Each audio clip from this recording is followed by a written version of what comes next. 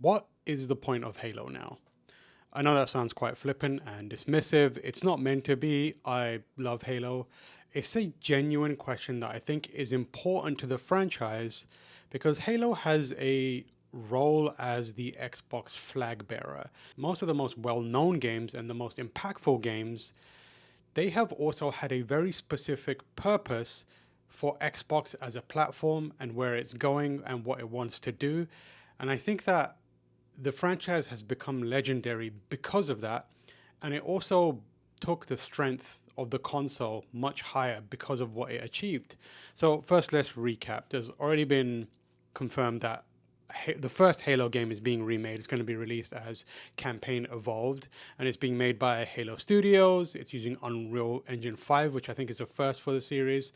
And then it's also going to be the first Halo game in the franchise to be released on a PlayStation console, which is a whole new world, wild. And it's built from the ground up with fancy new visuals, and it's got refined controls, and it's got 4-player online co-op. It's going to have 3 new missions, I believe, and a bunch of new weapons and vehicles and all enemies for Mr. Chief to take on and that kind of business. But more recently, however, there's been a reputable source or a source that has leaked stuff in the past that has been proven true, that said that Xbox is also working on remakes of Halo 2 and Halo 3. And the source said that, or the leaker said that they're definitely happening, they're actively in development, and they're going to happen regardless of how well Campaign Evolved does. So it seems like Xbox is super committed to having a big presence for Halo on Xbox again over the next few years, which is great. I love seeing Xbox and Halo. So when I said, what is the point of Halo? What I actually meant is like, what is the intended purpose of these re-releases? Because back when they originally were released, the Halo games that are now being remade weren't just good first-person shooters. They also meaningfully changed the way we play first-person shooters on consoles. The first Halo, which had the subtitle Combat Evolved, is legendary because it gave people exactly that. The first-person shooting on the combat on consoles was an evolution over what it had been up until that point, which up until it launched, GoldenEye 64 was probably the high bar. How gunning down grunts in Halo felt became the standard to aspire to for anyone making a game where you fire a gun using a controller in your hand. That was the high bar. Beyond that, Halo was the game that Microsoft used to plant a flag in the ground and say that Xbox was a gaming platform to be taken seriously. And that's exactly what happened. Halo was one of the most important launch titles of all time. And it alone was a game that you could reasonably, comfortably, and confidently argue was worth buying an Xbox for. Like, even if you don't care about anything else, buy an Xbox for Halo. And then 3 years later, we got Halo 2, which had its fair share of shortcomings, but was arguably as monumental a release as its predecessor for what it achieved in the online multiplayer space. So, for those who weren't there at the time, people who aren't old like me, Halo 2's matchmaking system was revolutionary, and it was kind of the gateway to online gaming for so many people. I know people in my life that had never played games online were suddenly taking to it because of Halo. And multiplayer went from being this thing that could be a finicky and difficult to navigate experience on PCs using servers and all that kind of business to being streamlined with, searchable gamer tags and friends lists and party systems among a bunch of other things that just made the process of turning the game on and connecting to others and playing together essentially, relatively and comparatively effortless. Halo 2 was also where many people also encountered the skill-based matchmaking for the first time. So regardless of your ability level in playing Halo 2, you were still having as competitively ideal a multiplayer match as was possible in theory. And in practice, that definitely felt like it was the case for a lot of the time. So Halo 2's impact can't really be understated to the point where it could be said that modern multiplayer gaming wouldn't look and function the way it currently does without what Bungie and Microsoft achieved on Xbox with Halo 2. And then Halo 3 comes along and it pushed everything that the previous 2 games had further, and it executed it much better. And it did it for the Xbox 360. And again, did the thing where it was like, this is an Xbox Series 60, this is what it can do, this is a game that will show you what it can do. And it was incredible. I didn't have anything quite as like game changing as what Halo achieved with playability or what Halo 2 achieved with multiplayer, but it still like brought a finesse and a confidence to everything it did do. It was one of those games that kind of set the standard for what that generation, the next generation of that generation games could be. It was one of those showpiece games for not just the Xbox 360, but all consoles at that time. The single player campaign was a little more ambitious. That Scarab fight is incredible. It was impressive back then, and still to this day, I think about it very, very fondly. And they also introduced Forge, so it kind of let the community building element of Halo coalesce and let them make their own experiences with the game. And Halo 3 also kind of basically perfected online multiplayer in many ways. It was the paragon of what the Halo franchise and, more importantly, what Xbox could do, and it kind of remains that to this day. And then from there we went in a bunch of different directions, but each Halo game still had a quite a clear creative ambition and intent, and it also served a specific purpose to enrich, evolve the franchise as a whole, and again be a showpiece that showed what Xbox and Microsoft and Bungie were capable of doing as a whole. Like ODST was a tonal shift that also created this common ground for like campaign and multiplayer fan bases.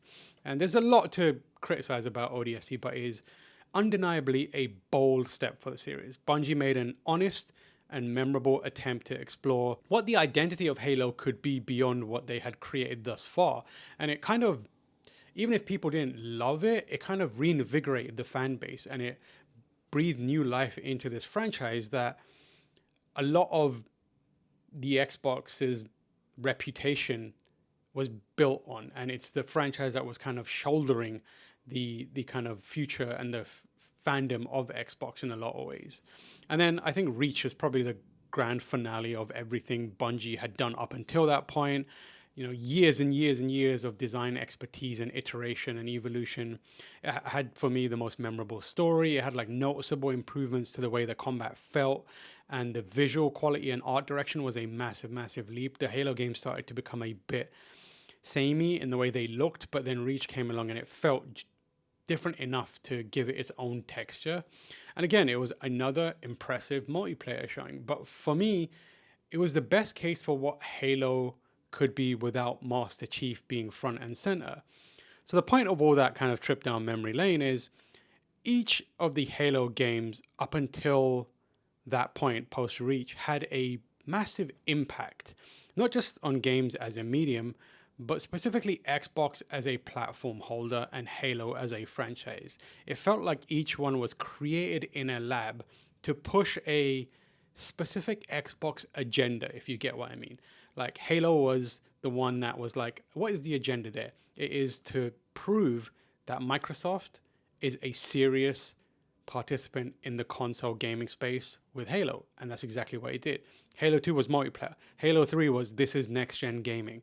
Halo ODST was, here's what we can do tonally different with Halo. And then Halo Reach was like, here's what Halo can be narratively and without Master Chief. And so they all served a specific purpose. But from there, I really struggled to come up with what Halo 5 or Halo 6, Infinite or whatever it is now, did.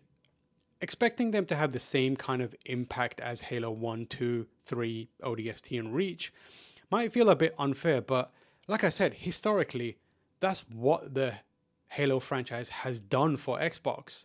It is what the secondary, even primary, for depending on who you ask, function of what a Halo game is when they release one of those.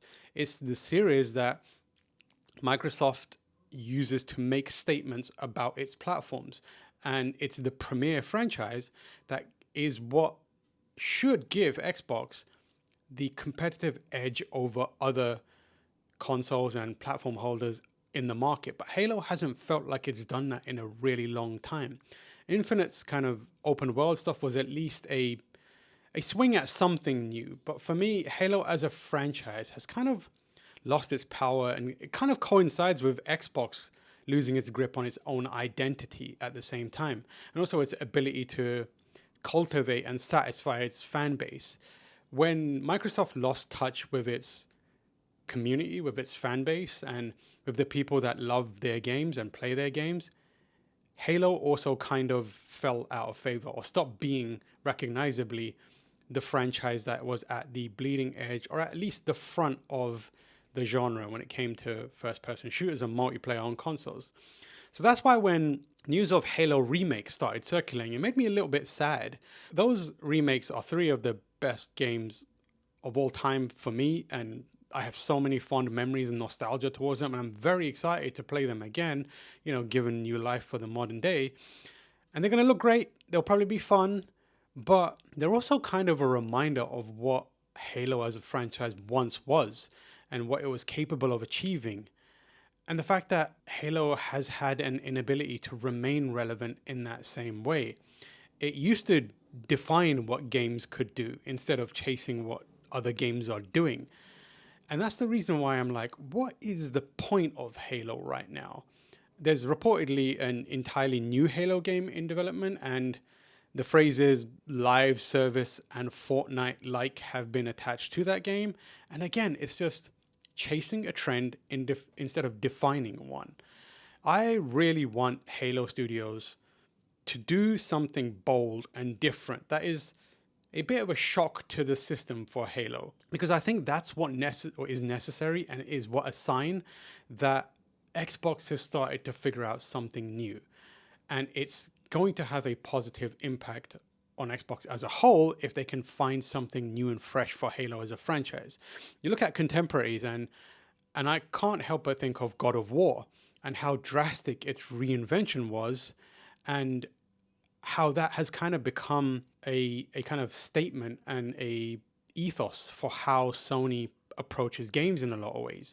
I don't think it is the game that pushed that cinematic style of, single player game that Sony has been pumping out for a long time now, but it's one of the ones that kind of helps elevate it and show people why they should be playing on a PlayStation, show them why God of War is still relevant, and show them why PlayStation still has the juice. And I kind of wish that something similar could be done for Halo, as kind of paradigm shift in the Halo franchise that lets the franchise step out from under its own shadow, and then also break free from the crowd of all the other games that are all moving in the same direction.